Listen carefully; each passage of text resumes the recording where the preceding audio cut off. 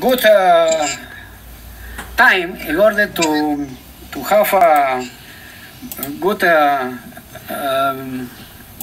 know about of the China deposits. I like that time, ZHAOSHAN. Nice to meet you. Nice to meet you. for the video, and good luck in order to give that presentation. Thank you. Yeah. Now we have now in 3 minutes we will begin this explanation. Federico, tú empiezas, ¿ya? Yes, I am here. Okay.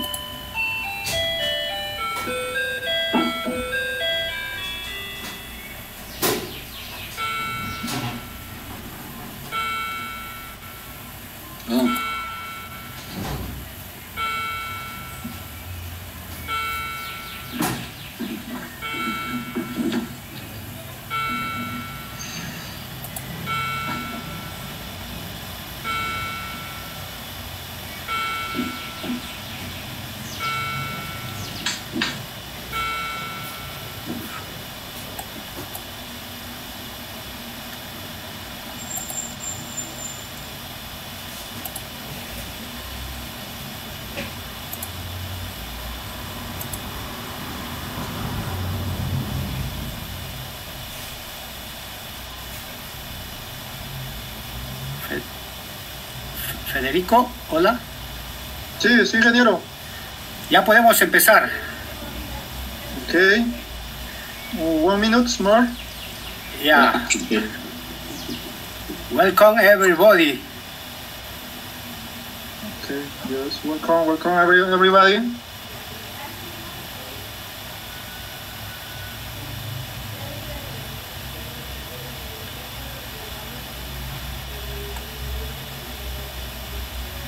How many geology students do you have at UNSA? 5 years. Oh, 5 years? Yes, 5 years. This year is my finally in the university. How many students? How many geology students? How many students? I was 100, 200 in my university. Okay. Yeah.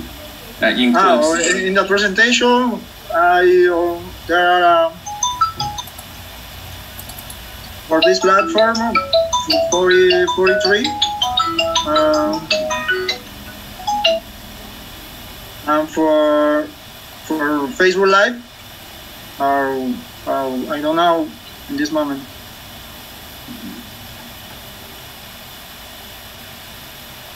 Okay, we're going to start. Okay. Okay. Un moment. Listo.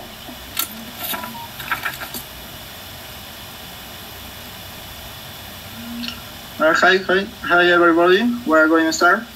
Good afternoon, everybody. I am Federico Taipe. I am president of the student chapter of the Geological Society of Peru, National University San Agustin of Arequipa.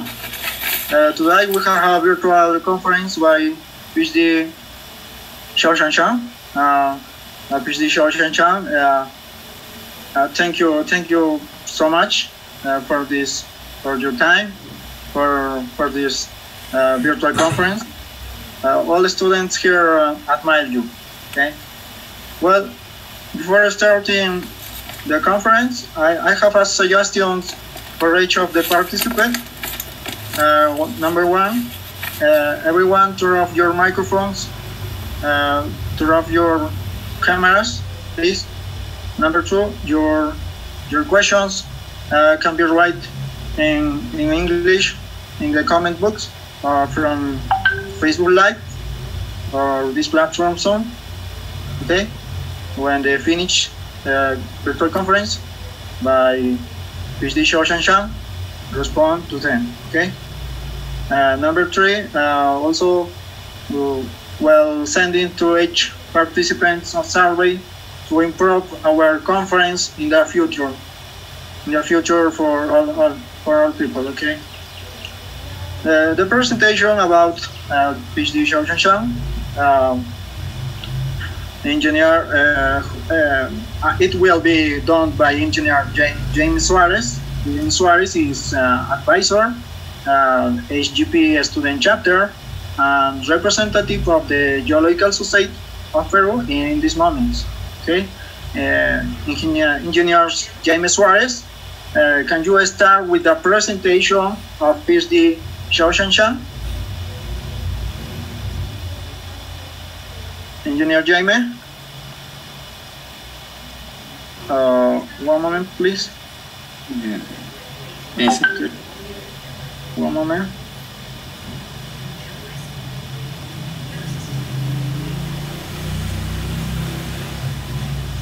Jaime. It's muted. One moment. This is here. Microphone, please. Oh, yes. Okay. Welcome everybody. This afternoon we have a presentation, geology, mineral resources of Skarn deposit of China, presented by geological Peruvian and student chapter of the San Agustin University. I have a curriculum vitae about ZHAOSHAN CHANG. He is ZHAOSHAN is the Charles Fogarty Endowed Chair and Professor in Economic Geology at Colorado School of Mines. He worked at various universities before, including Peking University, China, 1997 to 2000, and Washington State University, USA, 2004, as a coach University of Tasmania, 2004 to 2011, and EGRU Economic Geology Research Center. Also, James Cook University, 2011 to 2018. He was the director of AGGRU from 2012 to 2018 before joining Colorado School Mines. ZHAOSHAN has studied a wide spectrum of mineral systems, including skarn, porphyry, epithermal, IOCG deposits, wolframite, and some sedimented hosted gold deposits in 14 countries.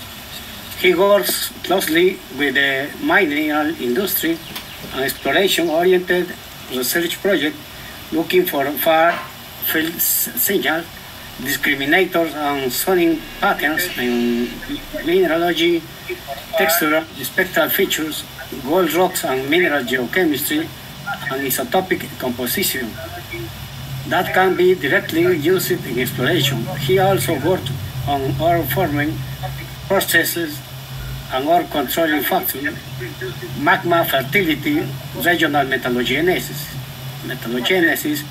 and LAECPMS methodology, that in mineral trace element analysis and isotope composition analysis. His research mainly involves field investigation and drill core logging, petrography, short wobbling, infrared and spectral analysis, gold rock and mineral chemistry, textural imaging while using various techniques, and various isotope systems. welcome to CHANG. You please you could begin that presentation. Thank you for very much. Okay, thank you for the introduction. Okay, first I'd like to thank Jaime and Federico for inviting me to give the presentation to share some of our recent research results. Okay, I will get started. We're looking at mineral deposits in China, and we're talking about that because China has many deposits. So this is a recent book we and me and Rich Goldfarb, and together with a group of authors, we put together a economic geology, Society of Economic Geology special publication, which is number 22, and it's mineral deposits of China. And this book has reported 1,300 deposits, summarized those features of those deposits in this book. So that's most of the major deposits. But in addition to this 1,300 deposits, there are also some new deposits. Haven't have any publications, so it's not included in this compilation. And also there are some deposits simply not summarized for various reasons. So there are many deposits in China, and China also has most of the major deposit types, and basically each chapter is mainly on one type of deposits, like porphyry, skarn, epithermal, etc. So for the 1,300 deposits, we have reported 397 skarn deposits, 225 placer deposits. This is organic and Carlin-like deposits. There's quite a few of those deposits, gold rich, and Rich Goldfarb thought that's related to organic system, so he put them into this chapter. So together we have 213 of those deposits. There are also rare earth deposits. There's a lot of rare earth deposits. There are different subtypes. Some of them are ion absorption type, 130 deposits. Some of them are carbonatite. This is magmatic deposits, 22. Some of them, there's one is uranium related, and there are also 27. Just simply, people haven't figured out the type of those deposits yet. That's rare earth deposits.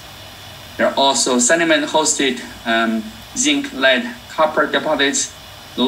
Most of them are unweighted deposits. There are also some SEDEX deposits, or SEDEX deposit recently has been given a new name for CD deposits, CD type deposits. If you read the papers of Dave Leach, you will know the definition of this CD deposits. Porphyry copper deposits, this is 64. Actually, porphyry moly, there's also big deposits of porphyry moly deposits. And those ones have been mentioned, but not really in detail summarized. So watch out for this, 64 porphyry copper deposits. There are also Grayson and Van-type tungsten and tin deposits, 58, and magmatic nickel copper PGE deposits, 14, pegmatite deposits, 10, IOCG 6 deposits. So those are the deposits reported in this book, plus small amount of other type of deposits, like magmatic iron, vanadium, titanium, and phosphorus. Those are basically those magnetite, apatite layers in layered mafic intrusions. So those are typically gabbro intrusions, but some layers are magnetite, vanadium, titanium-rich magnetite, and massive appetite. Okay, I'm pointing this out just to make you be aware there are other types of magnetite apatite deposits. So don't just call every magnetite apatite deposits, call them IOA or IOCG. They are not hydrothermal, they are magmatic deposits. There are only a few magmatic chromium deposits. That's why China is short of chromium resources. There's also one magmatic gold deposit. This is the only one in the world. And I have been working with a Chinese colleague, a friend. We published a paper on this magmatic gold deposit. It's a very interesting and very intriguing deposit. And you should really think about those kind of possibilities. But this deposit is also fairly high grade and high grade gold deposits. There's also some kimberlite diamond deposits in China. Pegmatite deposits, there's lithium, niobium, tantalum, and other critical metals in Western China, Northwest, and Southwest. There are some of the biggest pegmatite deposits. Porphyry moly deposits, in the recent years, there are many new discoveries in Northeast China, and now China has the largest moly resources in the world, plus the VMS deposits, not many. There's lots of controversial ones. Some believe they are VMS, some believe not. So that's why it's not included. And Salt Lake, in Salt Lakes, we have lithium, boron, potassium resources. There's sedimentary manganese and iron, and a whole bunch of other deposits that's unknown at the moment. The type is unknown. Magnesium deposits, antimony deposits, etc. So there are many deposits and many deposit types in China. And in terms of the economic significance and also the size of those deposits, this is a statistic. So USGS every year publish a minerals yearbook, and they take statistics of the world resources, production, and reserve, etc. So this book typically monitor 40 metals. In these 40, all the rare earths is counted as one metal, and all the PGE element is counted as one metal. So among those deposits, actually China is among the top 4 producer for 34 of those metals in 2018. So this is at least number 1 producer for arsenic, gold, bismuth, cadmium, gallium, etc. And that's actually 21 of those metals. So more than half of the metals, China is number 1 producer. China is number 2 producer of bauxite and beryllium, number 3 producer of silver, iron ore, lithium, strontium, and zirconium. Number 4 producer for potassium, manganese, rhenium, and tantalum. So there is significant amount of metals are being mined from China. And that's the current resources. And also in terms of new discoveries, actually China, since year 2000, there are many new discoveries. You probably have heard in economic geology conferences, some people are talking about the declining discovery rate in the world, but that probably hasn't considered China. Actually, in the past 20 years, the new discoveries in China has been significant. So at least more than 175 major discoveries, and that's compiled in the introduction of that book I just mentioned. It's available for sale to buy at the ICG website. And from 2007 to 2016, and 18% of the world's major discoveries were actually in China, comparing the land mass, actually China has only about 7% of the world land mass, and this is significant amount of discovery in China. And in terms of Tier 1 discoveries, those are the big deposits, and has been 15 Tier 1 discoveries. Among them, 5 are in China. So about 33% of the Tier 1 discoveries are in China. And that's based on Shaodi. He's the economic geologist. He's always watching the mining industry. He's in Australia, and that's his report in 2018. So, and if we look at the deposits, that's the 1,300 deposits are plotted in a DEM model of China. There are mountains, there are basins, as big basin, big desert, and another desert, and etc. So those are a lot of deposits in all over China. So why there are so many deposits in China, and what's the geological control of those mineralization? And that's the lesson we want to learn from those deposits in China. Okay, now given that we only have very short period of time to give this talk, and we are talking about China, about 9.6 million square kilometers of land mass.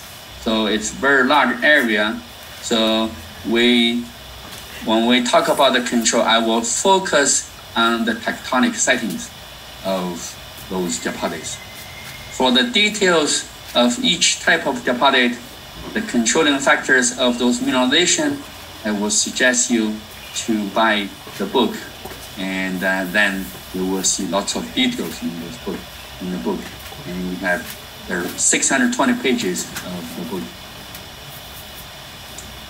Okay, in terms of tectonic framework, this is China is here in the thick black line here. That's China, and those are the whole Asia. And tectonically, there are some very large or major units. Those orange units are cretons. Those are old and stable. And those pink ones, those are microcontinents. And they form over the history of the Earth, and they are also become solid, and they move around as units. And between those relatively rigid blocks, in between those are the origins or the fault belts. Those fault belts kind of amalgamate those blocks together to form the large landmass. So this is the current layout of those blocks and the origins. Those ones, current day is like this, but it's not the same over geological time. There's actually several major suture zones, which was ocean, then it moved together. So there are some of them relatively earlier ones. Those are Proto-Texas suture zone. Those black lines, dashed lines, those are Proto-Texas suture zone, and the age of the suture was about 500 to 420 million years. And then there was Paleo-Asian suture. Those are the thick green lines, and that actually, the closure of this one it's not a same time. They occurred at the Caesar. So it closed from the west first, and 310 to 285 million years in the west. In the middle part was 280 to 265. Then it's younger in the eastern part. So that's Paleo-Asian suture. After that, there was again rift and formed oceans. That's the Paleo-Texas Ocean, and the ocean eventually again closed. And that closure occurred, the main one occurred at 240 to 220 million years. And after that, there also Pacific Ocean, there's a subduction toward that direction, and that occurred around 200 to 80 million years. And then the most recent one is the new Tethys Ocean, and there was an ocean between India and China, and that was a new Tethys Ocean, and now it has closed, and the closure occurred between 65 and 50 million years, and that's around its spread. So that's the major framework of Asia, including China. If we look at the details, so this is, you see, this is the time of this. This is about 1,000 to 850 million years ago, and that's the layout of the Earth, the landmass. So that's Australia, India, and other parts of Laurentia and Africa, etc. That's Siberia. And all those yellow ones, those are the blocks of China. And so North China, NC, and there's South China, North Changtang, etc. You don't need to know the details. So just watch those yellow blocks, and that's the building blocks, bricks of China, and see how they change over time. Okay, so at about 1,000 to 850 million years ago, we have a supercontinent, and that was Rodinia. And there was an ocean called Miravoid Ocean, and that ocean have subduction towards the Rodinia supercontinent in the northern part. And that's actually little bits of or pieces of China in the northern part. So we know actually this is 825 to 800 million years. The subduction is still going on. The shape of Rodinia start to change a little bit because of the rifting start to happen. But the main thing is still the subduction. And this subduction actually produced the oldest skarn in China. It formed at about 830 million years ago. So all those subductions and riftings, they are good tectonic sightings for forming deposits. So we'll continue to watch the change over time. So that's 825 to 800 million years. Then after that, Rodinia has a lot of rifting occurred, and it has rifted apart into several big blocks, plus those small blocks also. And we mentioned there are different oceans. This is the big Paleo-Pacific Ocean here. Here is the Paleo-Asian Ocean. And we mentioned Proto-Texas Ocean or Sushazuan, and that's the ocean is here. That's at about 700 million years. So we had rifting and produced those ones, and then over time, those ones will start to move around and come back again. And at about 580 to 530 million years, and this Proto-Texas Ocean starts to shrink. So when they shrink, they actually subduct below the continent. And this is Gondwana. It's already taking into shape, and so the Paleo-Tethys Ocean is subducting toward the Gondwana, and the Paleo-Asian Ocean is subducting towards eventually pushing those blocks towards Siberia. And then 500 to 460 million years, Paleo-Tethys Ocean has fully closed. We don't have that ocean anymore. We only have Paleo-Asian Ocean, and the Paleo-Asian Ocean is subducting towards two directions on the two sides of the ocean. Then Gondwana rift again. So we have a supercontinent, and that supercontinent started to break up again. So we now have rifting. So the rifting have produced a Paleo-Tethys Ocean. So there we have an eastern Paleo-Tethys Ocean. Then we have also a western Paleo-Tethys Ocean. So this ocean will move things around and we'll see how it develops. And by the time of 310 to 285, you see that Western Paleoclitic Ocean has closed, and now Laurentia and Gondwana has put together, and now that's the initial shape of Pangaea. And so that ocean closed again. Has subduction related to the closure of the ocean, and also Paleo-Asian Ocean now previously was a very big ocean. Now it's very small now, and it started closure in the west, and 310 to 285. That's this. And Eastern Paleo-Titus Ocean is still here, subducting to the south, but all the Chinese blocks are to the north. They are now moving towards north, and will also start to have subductions. Now, 280 to 265 million years, the western part of the Paleo-Asian Ocean has closed. Now the closure is occurring in the middle part of this ocean.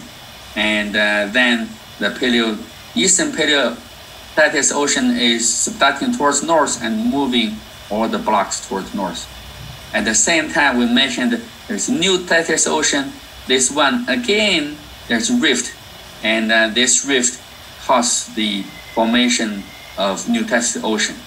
And we'll see this block has been rifted off the Gondwana part, and it will move towards north.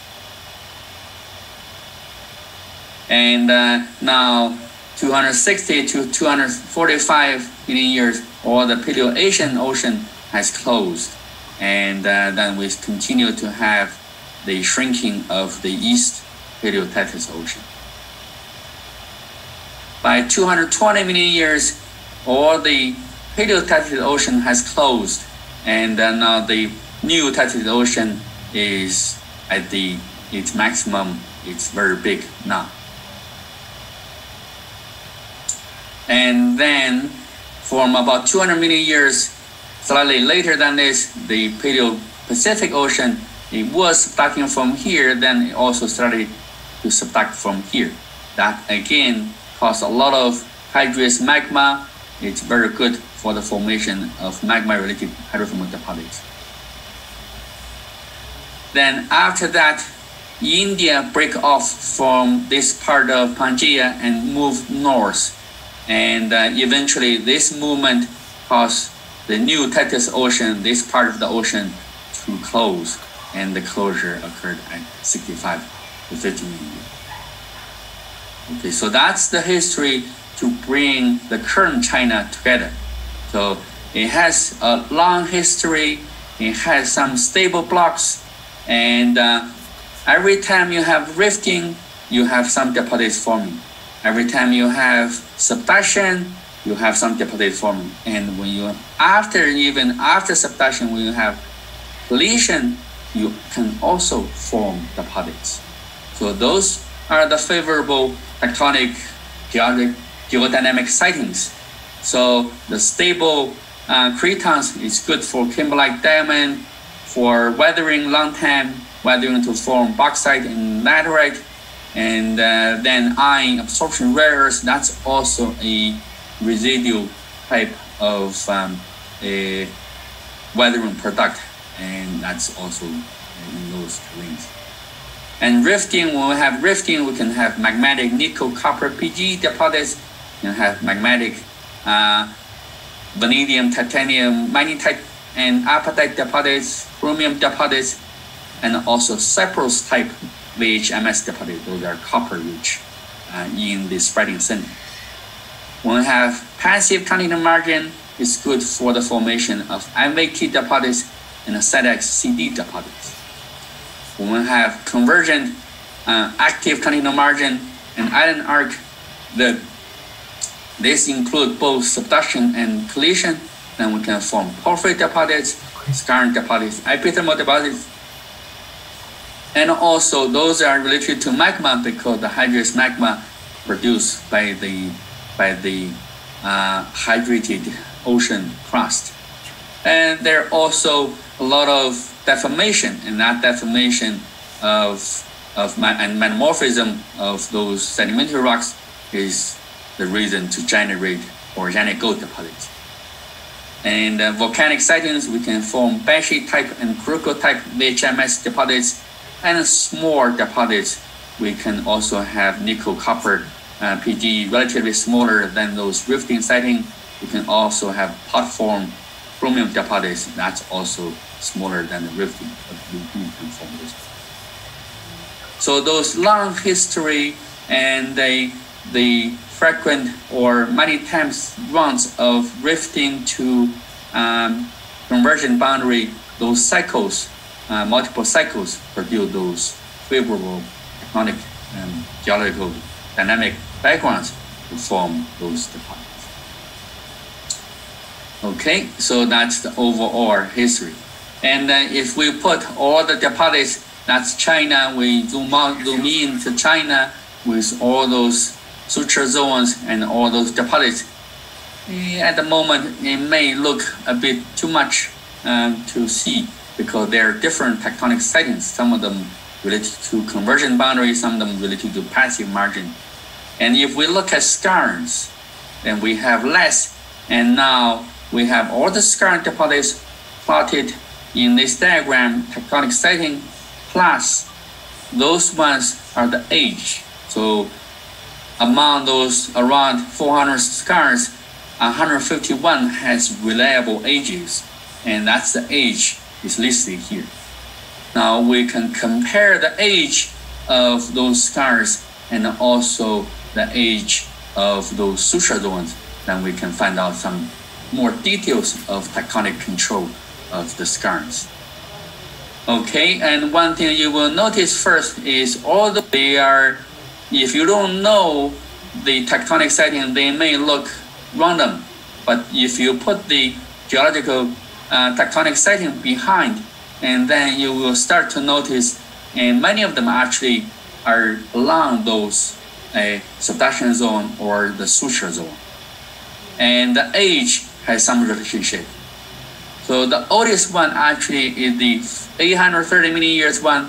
This is here, and that's at the northern edge of the Terran block. And we mentioned that that's during the Rodinia time, the subduction of the Mirroroid ocean was this. So after this, we have a whole bunch of deposits. Those ones, purple ones, they form at 420 to 480 million years. And if we look at actually the closure time of the Paleoproto-Tethys, that's about 500 to 420 million years. So that age matches the closure time of this ocean. So those deposits are actually related to the closure of Paleotethys. Now, younger ones, we have the Paleo-Asian ocean, and the subduction occurred from 580 to 310 million years. And those deposits, actually, we don't have those old ones, but we do have some that old to 580.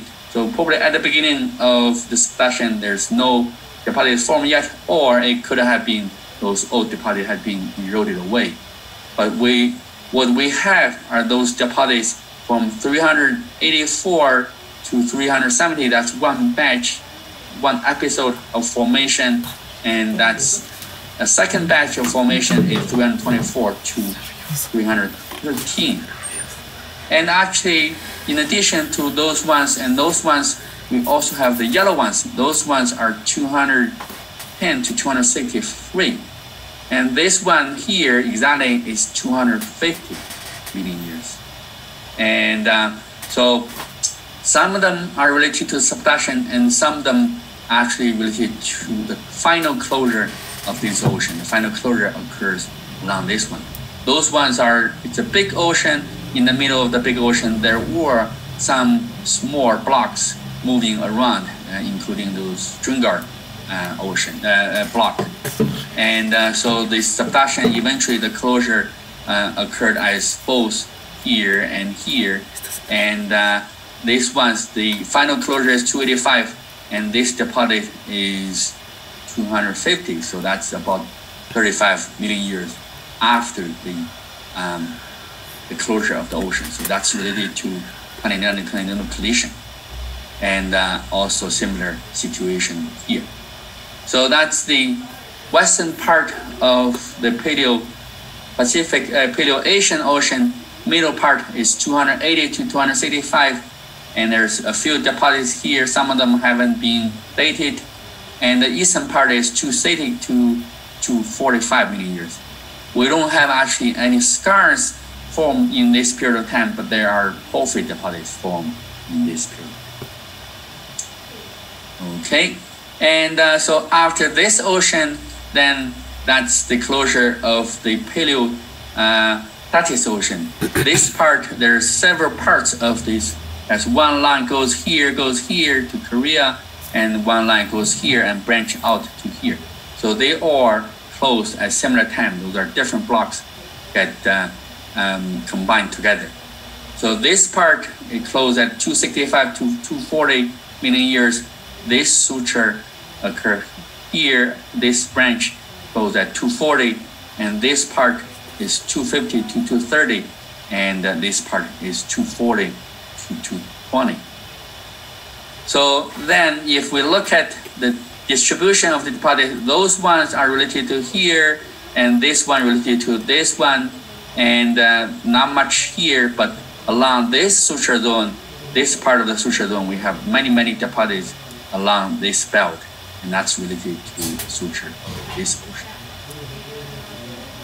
After this 200 million years, and that's a big block of deposits, a very large area, 4,000 kilometers long, over a period of 120 million years, from 200 to 80 million years, and that's the formation related to Paleo-Pacific subduction. Then after that, and we have this a new Tethys subduction started from 260 to 65 million years. So some of the deposits are up to 160 million years old, and that's related to the subduction of this ocean. Then the closure occurred at 65 to 250 million years, and that's some of them deposits formed as young as 50 million years. And that's actually more than about 50 million years after the ocean closure. So that's related to glaciation cycle. So lots of details, and you guys are Peruvians, you probably are not familiar with those details, but the take-home message is listed here. So from all those analyses of the tectonic reconstruction plus the dating of the deposits, we can now know that almost all the scars are along subduction zones and suture zones. Suture zone will be the final closure zone. And the scars, the magmatic hydrothermal deposits, as the representative of magmatic hydrothermal deposits, they are related to subduction. 88% of them related to subduction, 12% of them related to collision. So both can form those magmatic hydrothermal deposits. The subduction-related deposits occur up to 1,000 kilometers inland from the continental margin. So it can really go very inland into the continent. And like North America, that'll be deposits around Colorado, like Henderson and Climax. Those deposits, they are forming probably similar around 1,000 kilometers inland from the subduction zone. Okay, so those are the subduction-related scars.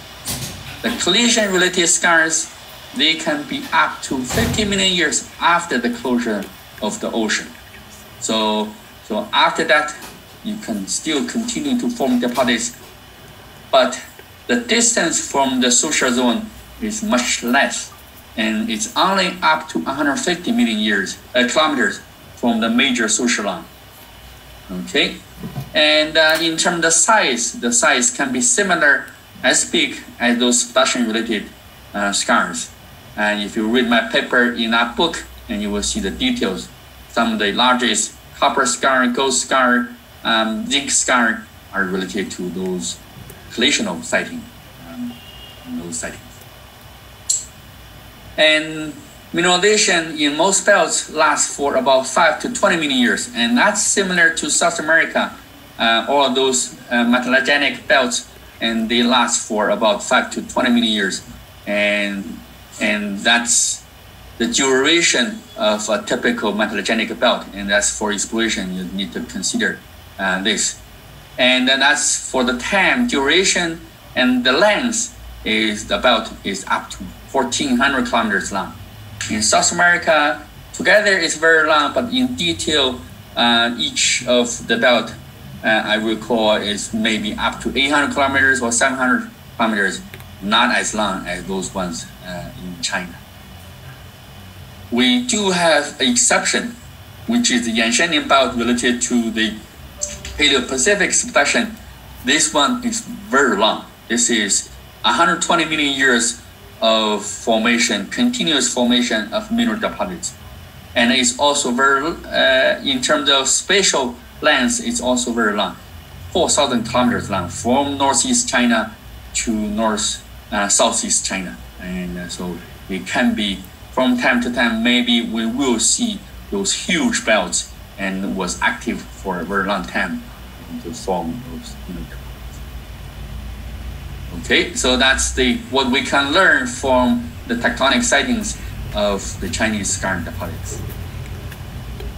Next, I will have a little bit more information about skarns in China, and actually, it's the largest producer, largest source of tin, 8.89 million tons of tin in skarns. That's also the largest source of tin in the world, not only in China. Tungsten also 6.6 million tons of metal, tungsten metal, and again the largest source of tungsten of the world. And then we have copper, zinc, lead, moly, gold, silver, and Jaime is interested in silver. This is 42,000 tons of silver in skarns in China, but that's only about 11% of the total silver in China. There are also iron ore, 8,500 million tons of iron. In addition to the major metals, there are also the dispersed critical metals like boron, beryllium, bismuth, cadmium, cobalt, chromium, gallium, indium, etc. also produced in skarns in China.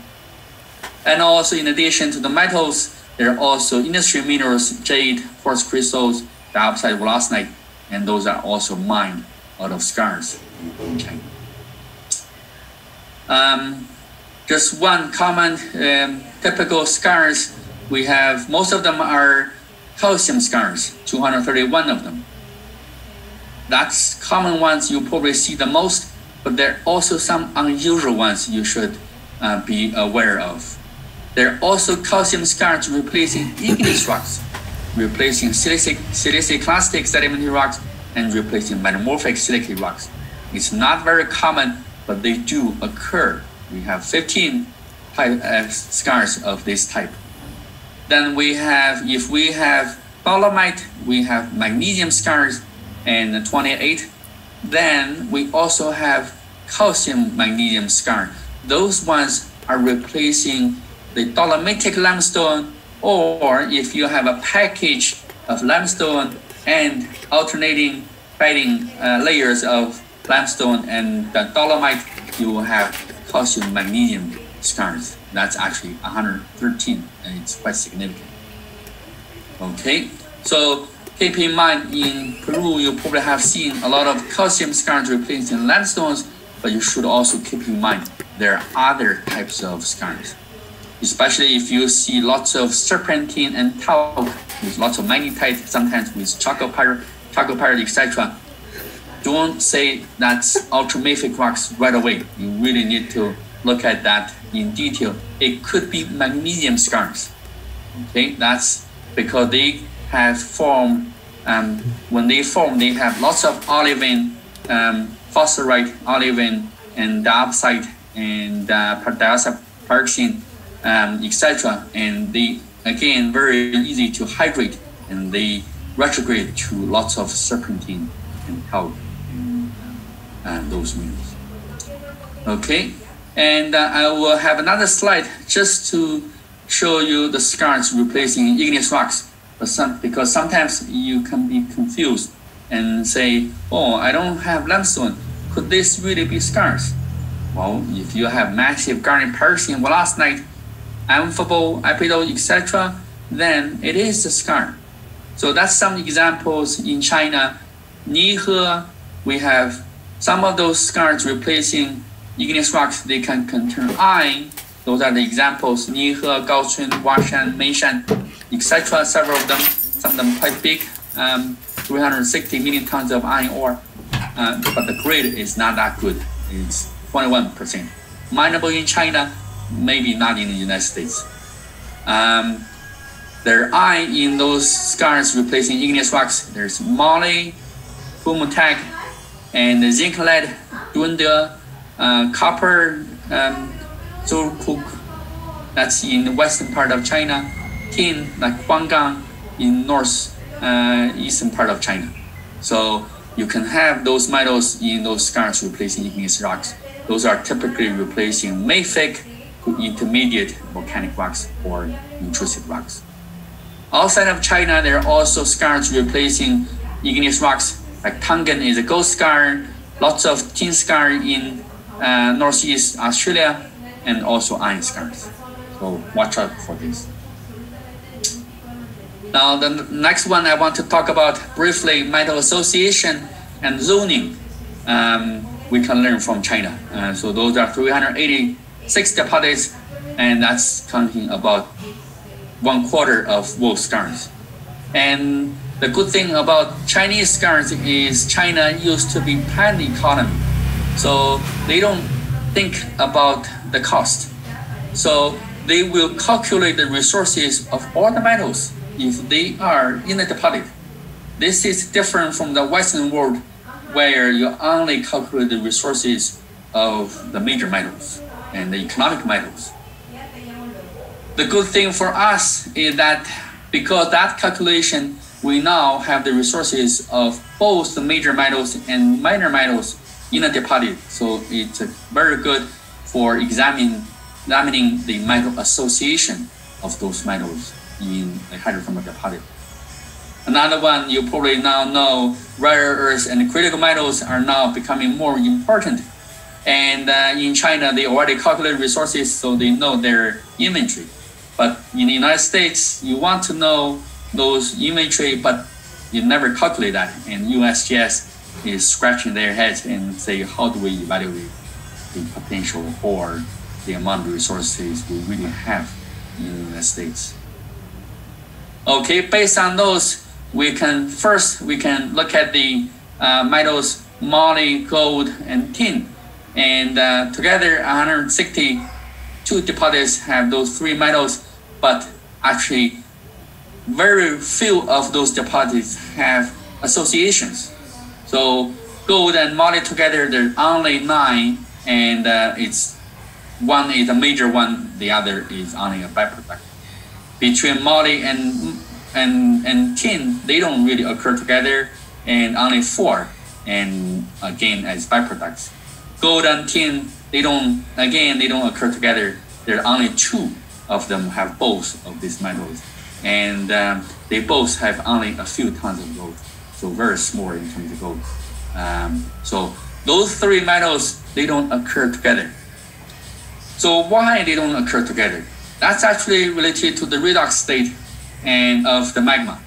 For tin, if we have oxidized magma, then tin occurs as 4+ tin. Then tin will substitute for titanium and iron into magmatic minerals like biotite, hornblende, titanite, ilmenite, and magnetite. So what will happen if for a magma? You will have crystal fractionation, and those minerals will take away all your tin into the deeper intrusive rocks. So you lose your tin, and you won't form a hydrothermal deposit. The tin is dispersed. To get tin deposits, you really need to have a reduced environment. In reduced environment, tin occurs at 2+. Then it's incompatible. It doesn't go into any magmatic minerals. So it gets concentrated in the residual melt and eventually gets into the hydrothermal fluids and forming those hydrothermal deposits. Moly is the opposite. In nature, we can have moly 4+ and moly 6+. If it is reduced environment, moly occurs at 4+, then again, it can substitute for titanium 4 and get dispersed in igneous rocks. And if we have an oxidized condition, then moly is 6+, it's incompatible, it gets concentrated in the later fluids and will form porphyry or skarn deposits of moly. So that's why tin and moly, they don't occur together, because tin needs reduced magma, moly needs oxidized magma. So they don't occur together. And this is in China, and also Larry Maynard also compiled the data worldwide. And for redox, we use ferric ion over total ion, and 0.4 is the average. So this is the criteria. Above 0.4 is oxidized, below 0.4 is reduced. And you can see tin is related to reduced magma, and moly is related to oxidized magma. Other metals, tungsten, because tungsten is incompatible anyway, so it doesn't matter if it's oxidized magma or reduced magma. And so it doesn't care about redox. Zinc, at that moment, when this is 1995, when Larry did the compilation, zinc was mostly related to oxidized magma, but now we know in China, many of them actually are related to reduced magma. So actually, again, because zinc, lead are not related to any of those magmatic minerals, so they don't care. So actually, they both reduce and oxidize is fine. Copper has to be related to oxidized magma. Iron, a lot of them, large deposits are related to oxide. Gold, there are two types of skarn gold. There's gold-only skarns, always related to reduced magma, and gold, if can also occur together with copper and iron. Those ones will be related to oxidized. So that's the redox. How about gold? We say, oh, tin and gold, they both are related to reduced magma. How come they don't occur together? That's actually related to the fractionation of the magma. Gold only deposits are typically related to less fractionated magma, and tin related to highly fractionated magma. And if you look at the silica content, gold-related skarns, gold-only skarns are typically quartz diorite, quartz granodiorite, that kind of combination. For tin, it's always very fractionated granite. So that's why gold and tin don't occur. So that's the three metals, they don't occur together. And that's another diagram by Phil Bleven. Again, this axis is ferric ion over ferrous ion. It's showing the redox. And this is rubidium strontium, this is showing fractionation. It shows moly is here, tin is here, they don't occur together, but Bleven didn't have any data on gold, so gold is missing on this diagram. Another side of metals, copper, tungsten, and tin. And tungsten and copper actually has moderate association, because tungsten actually is related to moderate fractionation and highly fractionated magma. So when you have moderate fractionation magma, then it can coexist together with copper. Copper and tin, really, there's only very small portion of those deposits have together, because copper is oxidized and tin related to reduced magma. And nature, there's always a few exceptions. One of the largest one is Gejiu, actually has both 3 million tons of tin, very large amount of tin, also have 5 million tons of copper, and that's the location is here. The total number is large, but the proportion of copper is still fairly small in terms of the proportion. Okay, and tungsten and tin, that's a big surprise. normally we say tungsten tin deposits, but actually they don't occur together very much. So among all those deposits, only 10 deposits has similar amount of tungsten and tin, and that's those two. And all the rest is either tungsten or tin, so they don't really occur together. So that's, watch out for this tungsten tin, they don't really occur together. This is a combination. Actually, China is the largest tungsten tin resources. Outside of China, there's combination run in Newbury in 1998, worldwide combination outside of China. And actually, he also noticed that classical tungsten deposits not much tin, and the reduced tungsten deposit and tin deposit have tungsten and moly occur together, but tin and moly, when they are together, they are indicating a reduced. Moly and tin never occur together. Okay, tungsten and copper, we talk about that. Tin, copper, we talk about that. And now another three elements, copper and gold and moly, that's very similar to porphyry deposits. We can have copper, gold, no problem. A lot of association, copper, moly, a lot of association, no problem.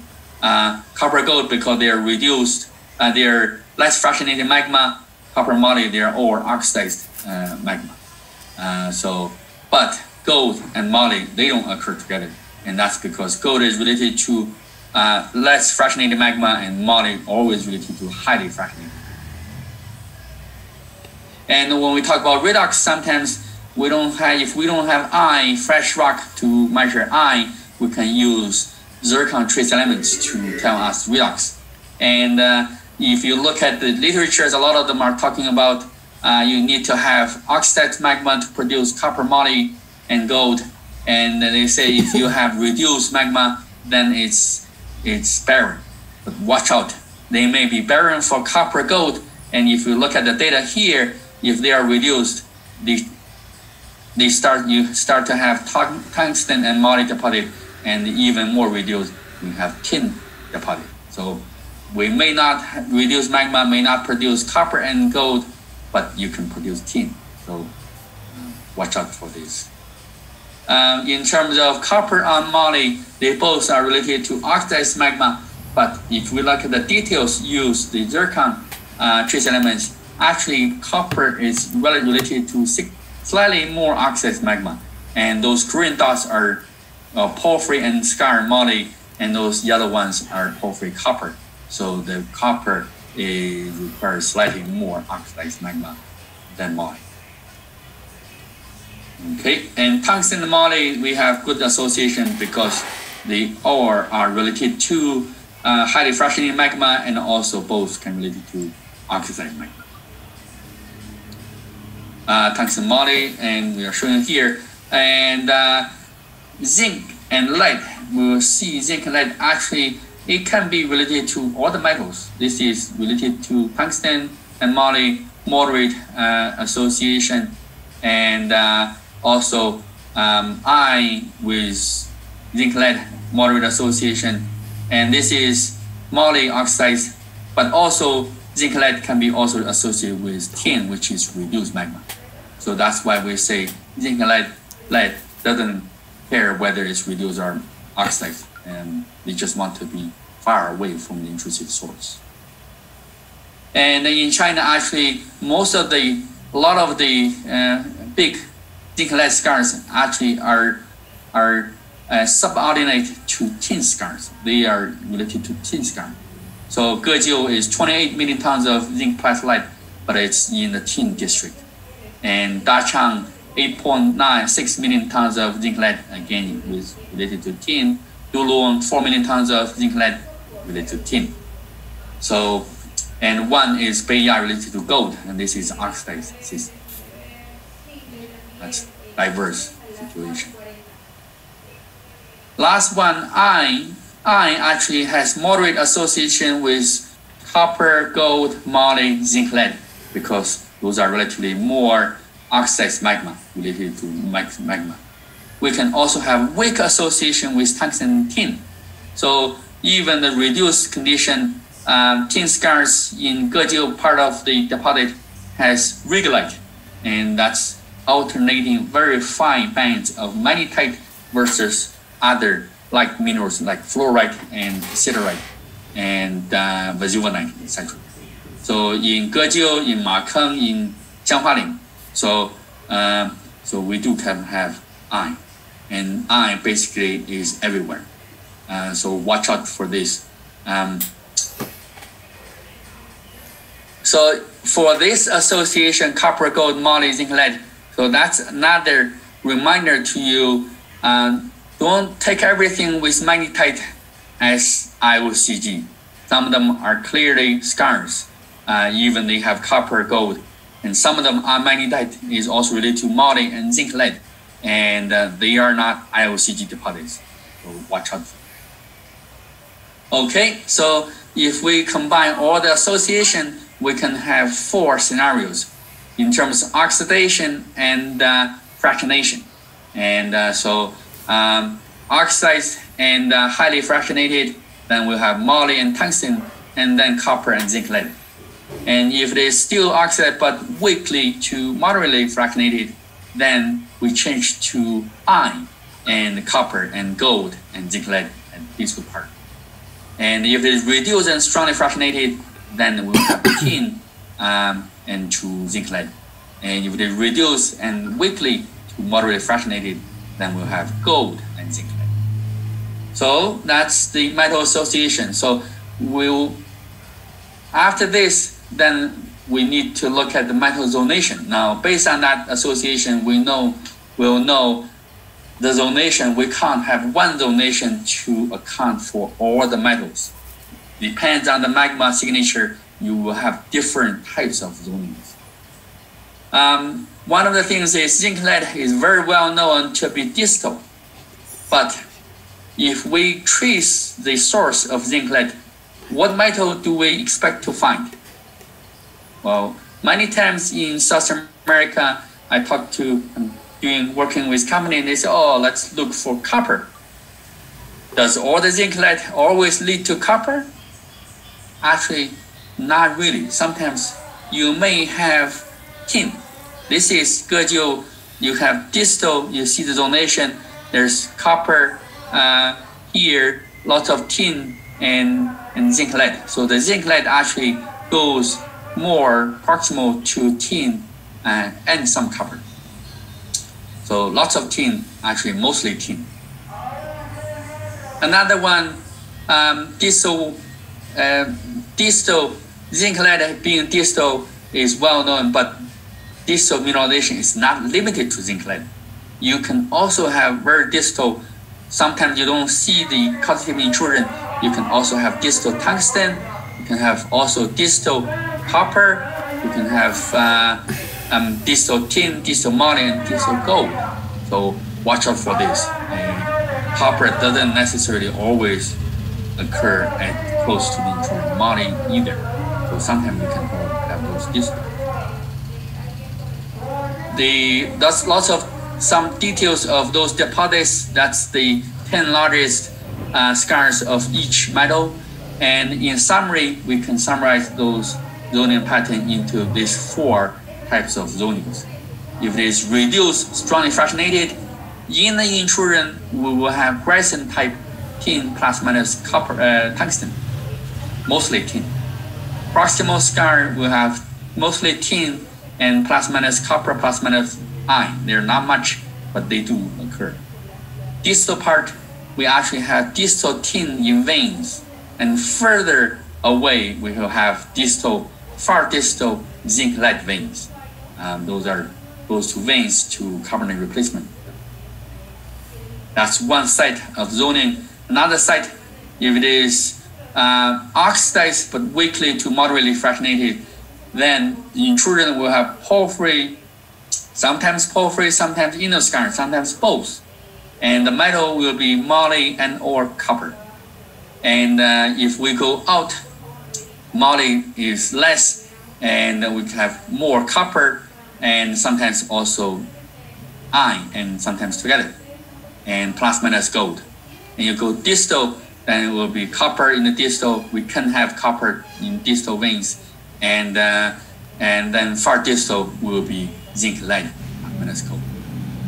And so those ones you can read about this. So that's the idea of the zoning pattern. We have 4 zoning pattern. We want to talk about gold because I really want to look for gold. Gold actually can be proximal, can be distal, can be related to oxidized magma, can be related to reduced magma. And it's very versatile. In gold, you can find gold anywhere. And that's probably related to gold transportation. It can be transported by chlorine. It can be transported by sulfide. So both oxidized and reduced condition, you can transport gold. So that's why also different redox state and different distance. Final remarks, and watch out, no one zoning pattern can fit all the Skarns. Probably also other hydrothermal deposits.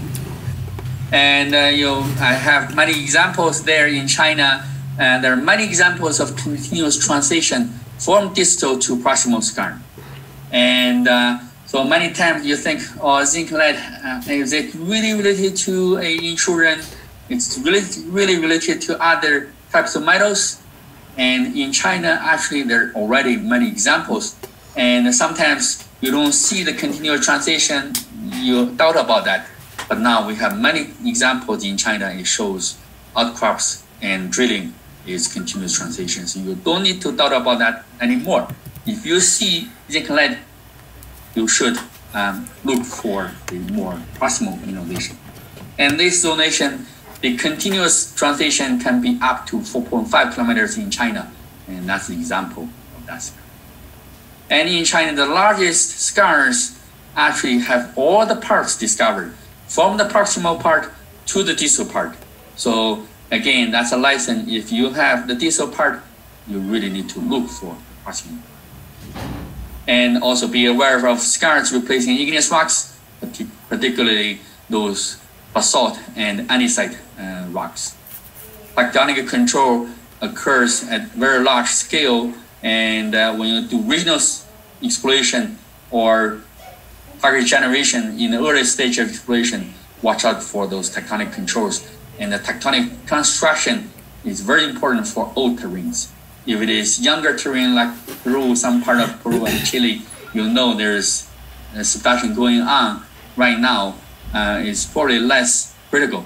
But you go to China or other parts, there's lots of old terrains, and this tectonic construction is very important for sometimes even younger ones. PNG, Papua New Guinea, and to the exploration, their company is still doing tectonic reconstruction to find out where you may find big deposits. Okay, so that's all my talk. I may want to, can I take a few minutes, 1 minute maybe, just give you some information about professional master degree in mineral exploration at my university, which is Colorado School of Mines. So this degree focuses on mineral exploration. It's coursework only, there's no thesis, and the requirement is 30 credits of coursework. So that's about the equivalent of 10 courses. If you are keen and if you can finish 5 courses in 1 semester, then this degree, you can get this degree in just 2 semesters. So if you do it 4 semester and spring semester, that's only 8 months, 9 months. So a short period of time, you can get your master's degree. Because there's no research components, there's no GRE English requirement. This is a very hard English test, and then we don't need that. And if you are thinking about an industry career, and this would be a good degree to go. And their website and more information, email if you have questions. Okay, thank you very much. This is my presentation. Thank you. Thank you, Chang. We have now some question in order to have a good idea.